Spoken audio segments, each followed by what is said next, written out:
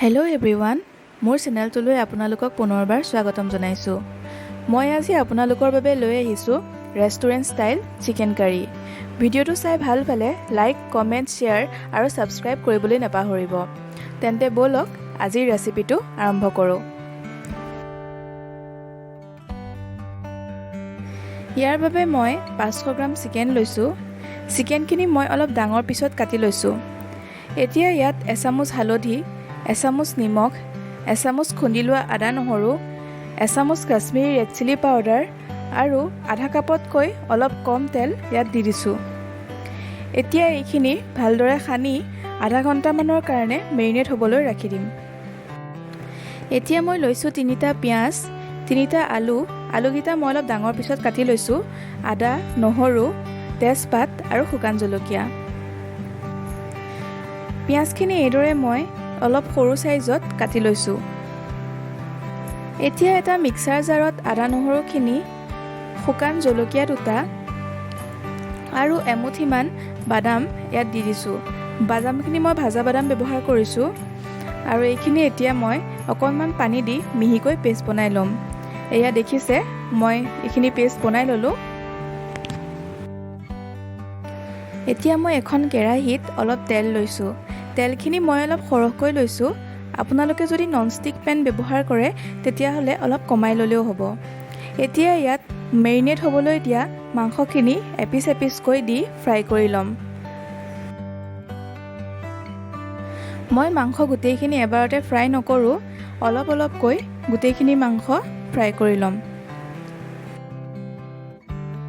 আপোনালোকে ৰেষ্টুৰেণ্ট বা ধাবাত যিটো মাংস খায় সেই মাংসটোত আগতে এনেকৈ ফ্ৰাই কৰি লয় আৰু আগতে এনেকৈ ফ্ৰাই কৰি লোৱা মাংস খাবলৈ বহুতেই টেষ্টি লাগে। আপোনালোকেও এবাৰ ট্ৰাই কৰি চাব। এনেকৈ আগত ভাজি লোৱা মাংসটো খাবলৈ বিৰাট ছফ্ট হয়। আপোনালোকে নিশ্চয়কৈ এই ৰেচিপিটো এবাৰ ট্ৰাই কৰি চাব। আৰু ইয়াতে মই কৈ থওঁ যে আপোনালোকে যদি মোৰ চেনেলটো এতিয়ালৈকে ছাবস্ক্ৰাইব কৰা নাই তেতিয়াহ'লে ছাবস্ক্ৰাইব কৰি ল'ব। এয়া মই বাকী থকা মাংসখিনিও ইয়াত দি ফ্ৰাই কৰি ল'ম।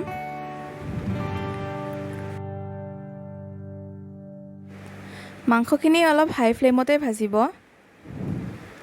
ল' ফ্লেমত ভাজিলে ইয়াৰ পৰা পানী ওলাবলৈ আৰম্ভ কৰিব আৰু তেতিয়া মাংসখিনিৰ সোৱাদটো একে বেলেগ হৈ যাব। এয়া মোৰ মাংসখিনি ফ্ৰাই হৈ গৈছে। এইখিনিও এতিয়া মই এইদৰে কাঢ়ি থ'ম। মই এইখিনি তেলতে আলু কেইপিচো এইদৰে ফ্ৰাই কৰি ল'ম। আলু কেইপিচ মই অলপ ডাঙৰকৈ কাটি লৈছোঁ। আপোনালোকে ইয়াতকৈ সৰুকৈ ল'লেও ল'ব পাৰে। এয়া মোৰ আলুখিনিও ভাজা হৈ গৈছে, গতিকে এতিয়া এইখিনিও মই বেলেগকৈ কাঢ়ি থ'ম।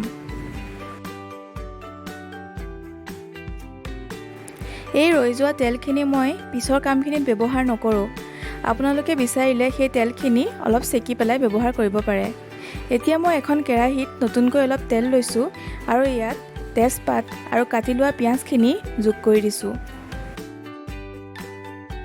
পিঁয়াজখিনিয়ে অলপ ৰং সলোৱালৈকে ভালদৰে ফ্ৰাই কৰি ল'ম। পিঁয়াজখিনি বেছি হাই ফ্লেমত নাভাজিব, নহ'লে ইয়াৰ ওপৰ ভাগটো ৰঙা হৈ পৰিব আৰু ভিতৰটো অলপ কেঁচা কেঁচা লাগিব।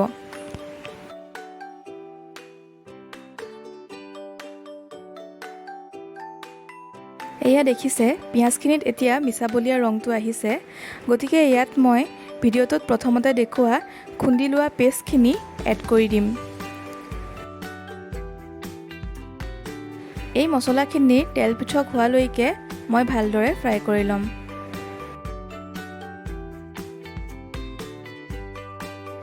এয়া দেখিছে, মছলাখিনিয়ে তেল এৰি দিছে। গতিকে এতিয়া ইয়াত মই 2-3 চামুচমান টমেটো কেটচাপ ব্যৱহাৰ কৰিম।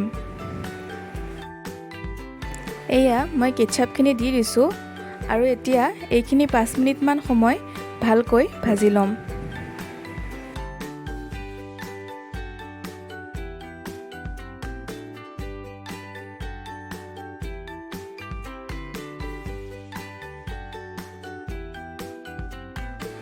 এয়া দেখিছে, মছলাখিনি ধুনীয়াকৈ ফ্ৰাই হৈ গৈছে। গতিকে ইয়াত ভাজি থোৱা মাংস আৰু আলুখিনি অলপ অলপকৈ যোগ কৰি দিম।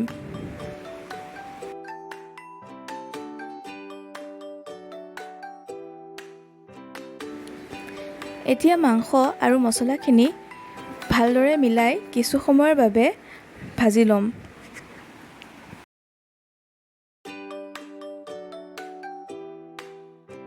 এয়া মোৰ মাংসখিনি ভজা হৈ গৈছে, গতিকে ইয়াত মই এতিয়া এচামুচ জিৰা গুড়ি,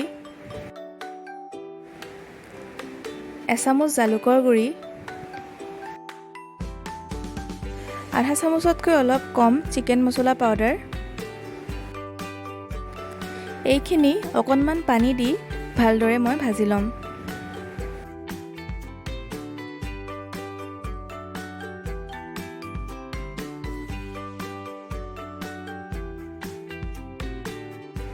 এতিয়া এইখিনি ঢাকোন লগাই কিছু সময়ৰ বাবে সিজিবলৈ দিম।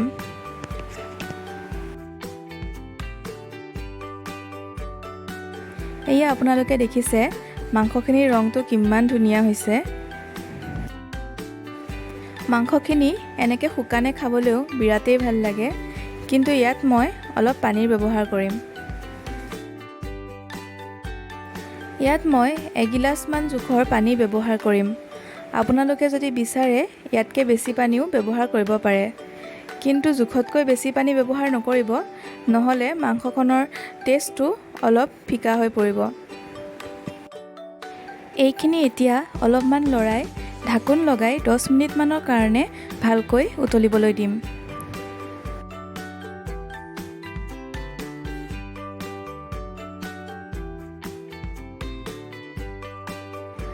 এয়া দেখিছে মাংস প্ৰায় ৰেডি হৈ গৈছে। ইয়াৰ আপোনালোকে ৰংটো দেখিছে কিমান ধুনীয়া হৈছে।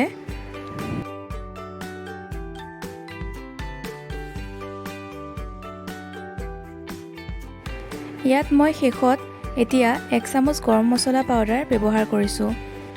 গৰম মছলাখিনি মই ঘৰতে লং, ইলাচি, ডালচেনি একেলগে পিচি বনাই লৈছোঁ। আপোনালোকে বিচাৰিলে গৰম পানীত লং, ইলাচি, ডালচেনি কেইটামান তিয়াই থৈ খুন্দি লৈও ইয়াত ব্যৱহাৰ কৰিব পাৰে। ইয়াৰ সুগন্ধটো বিৰাটেই ভাল লাগে।